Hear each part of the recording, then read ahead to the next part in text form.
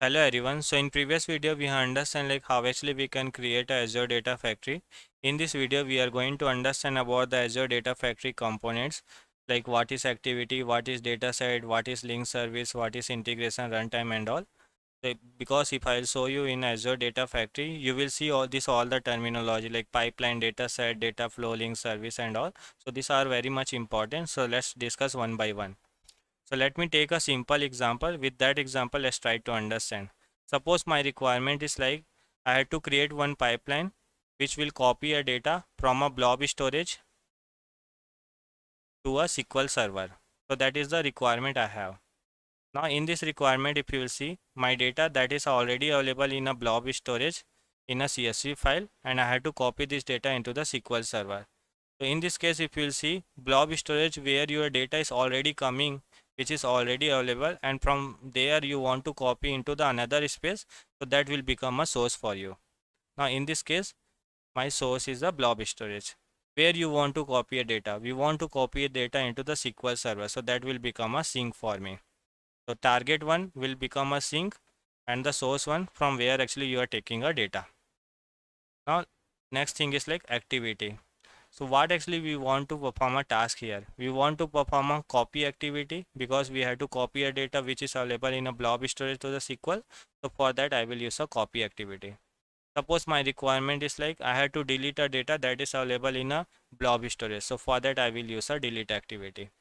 So similarly in Azure space we have a multiple activity already available. You can see for move and transform we have a copy activity.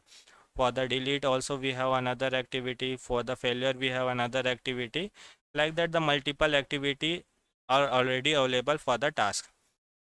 So from a requirement perspective, my data was available in a blob storage and I had to copy a data into the SQL server. So for that, what actually I am using? I am using a copy activity here. So activity is nothing but what task actually you want to perform.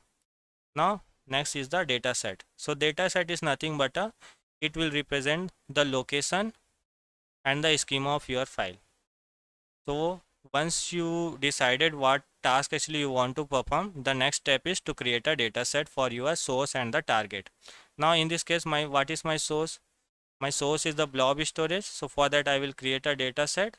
And what is my schema? Schema is CSV file. So for that I will select the CSV file schema and I'll create the CSV data set. For the target also I will perform the same. This will represent the location of my target. I'll create a data set here also. This will represent the location of my file and the schema. Schema is table, so I have created a table data set.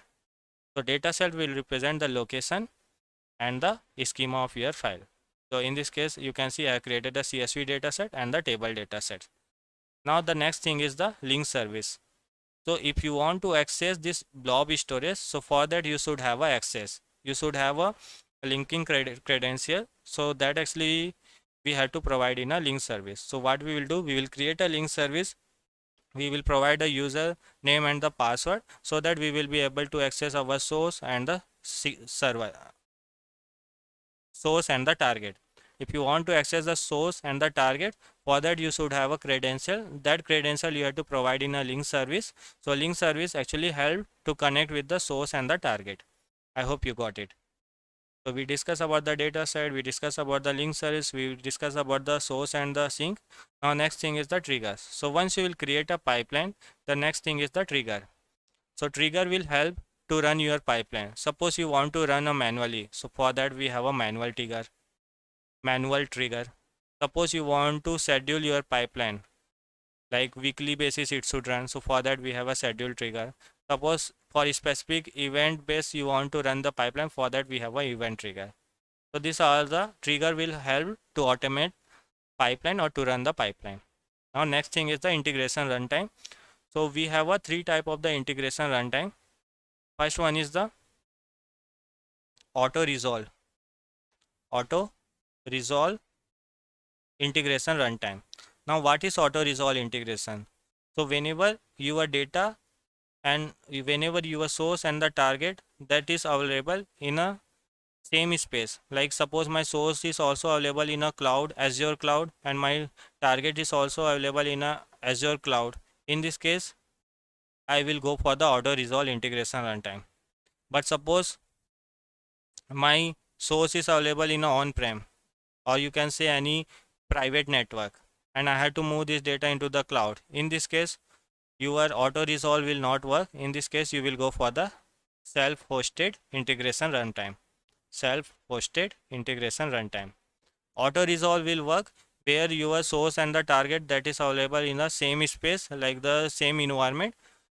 Self-hosted will work whenever both the things are available into a multiple uh, network, like one is public, one is private, one private is another space, second private is another space, then you will go for the self-hosted. And the third we have is like SSIS. So SSIS related package, we generally go for the SSIS integration runtime. This we will discuss more when we'll do a practical, but as of now you should understand what is data set, what is link service. Do a practical in upcoming video and we'll understand more about this.